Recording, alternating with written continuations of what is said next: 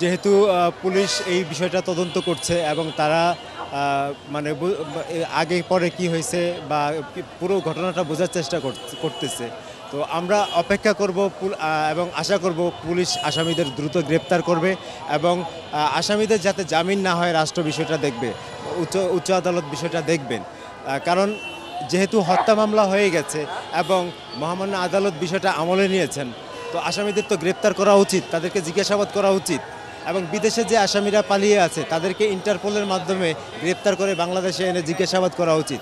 তো আর বাংলাদেশে যে আসামিরা আছে তথ্য প্রযুক্তির এই যুগে তাদেরকে ধরা আসলে খুব বেশি মানে ইয়ের কাজ না, মানে খুব বড় ঝামেলার কাজ না। এবং তাদের এই যারা বাংলাদেশে আছে তাদের অনেকেই ফেসবুকে অ্যাক্টিভ, বিভিন্ন জায়গায় বিভিন্ন পোস্টে কমেন্ট করেন দেখতে পাই। তো তাদেরকে আমি আশা করি খুব দ্রুত গ্রেপ্তার করা হবে এবং জিজ্ঞাসাবাদ করা হবে। আমাদের প্রশাসনের প্রতি, পুলিশের প্রতি আস্থা আছে।